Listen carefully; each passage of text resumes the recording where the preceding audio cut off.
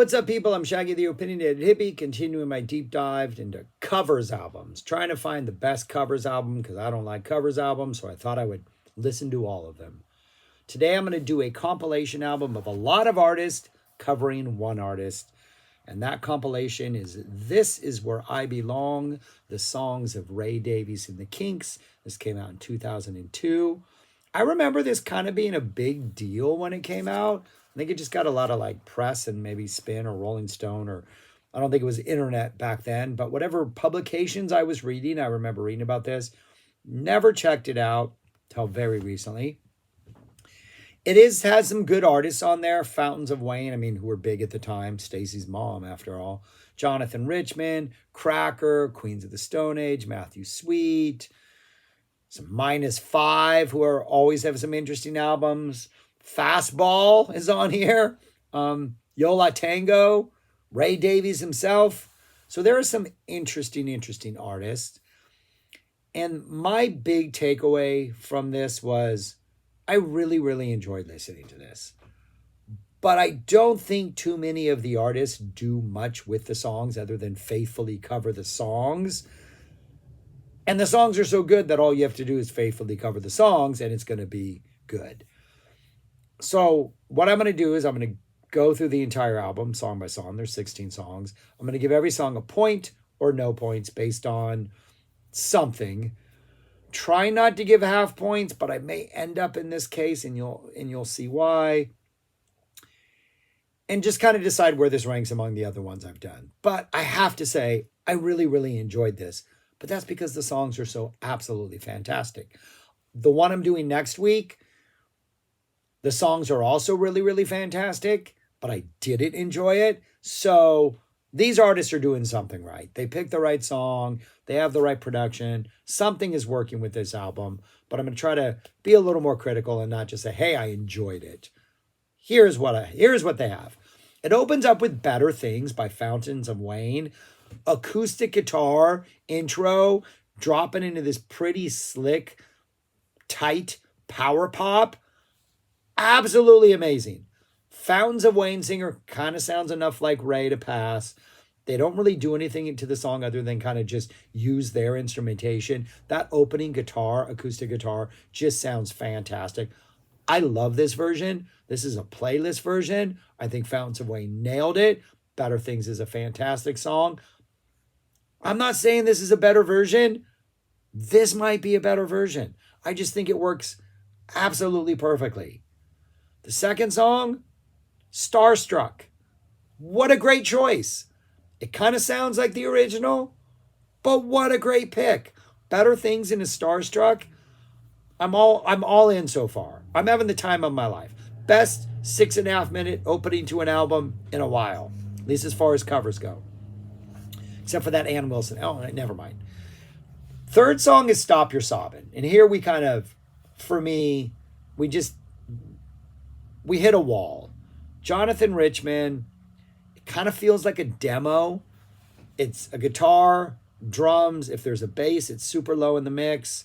I don't hear it. It just sounds sparse. Doesn't have that bounce. Doesn't have that, now it's time for you to stop. It's more like, now it's time for you to stop all of your... I just don't need that from Stop Your Sobbin'. I need that. I need that whatever Chrissy brought, whatever Ray originally brought. Like it's lacking something. No go. Then we get No Return by Babel Gilberto. Babel apparently is the daughter of, I don't know how to pronounce his name, the guy who did The Girl from Ipanema. They're digging into the bossa nova vibe. The bossa nova vibe is strong.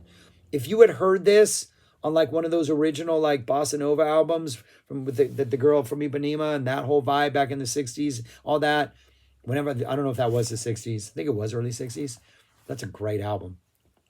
You would this could sound like an original. This is amazing. It's just pretty true to the song. Really nice woodwind solo at the end that's pretty sweet, but just kind of leaning into that bossa nova vibe in absolutely the best way possible. Sounds absolutely really great.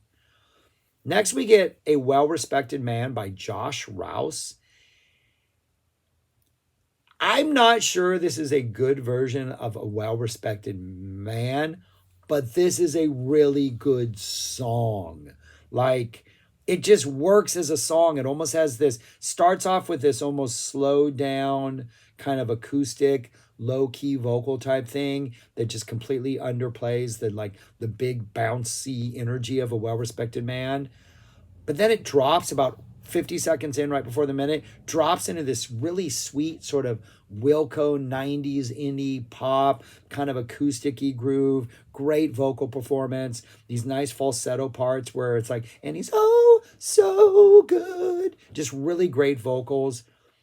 I mean, it's a good cover, but it makes it feel like a 90s song. But that's the whole point of doing something like this, is to update a song and make it feel relevant for whatever, you know, decade it's in. And it feels like late 90s, early 2000s Wilco. Don't like it at first. I think the slowdown part, we're kind of like diffusing the melody. But once we get into like the energy and by the end of it, yeah, I'm all sold on this. The one I'm thinking of giving a half point to is Victoria by Cracker, because musically, they don't rock as hard as the Kinks. It's lacking that excitement that you can hear Dave Davies like just yelling just throughout the entire song. Just that, yeah, we're rocking out again. You're just missing that. But David Lowery's voice works so absolutely fantastically. I love Lowery's voice. I just think he has that attitude that he has. He never outgrew that sort of college sarcasm that he brought with Camper von Beethoven. Just absolutely amazing. Doesn't really do it justice musically, but vocally, Victoria, I really, really enjoy. So I'm giving it a half point just because. And I'm pretty sure I saw them do this live at Bonnaroo in 2004, 2003. I think that's when they were at Bonnaroo. Was it that early? Maybe been later. Almost sure I saw them do this at Bonnaroo. Musically, it rocked harder, and it was just a better version. But yeah, I really enjoy the Victoria. And I think Lowery's voice works perfect. Queens of Stone Age tackle who'll be the next in line. Pretty straightforward, a little bit heavier.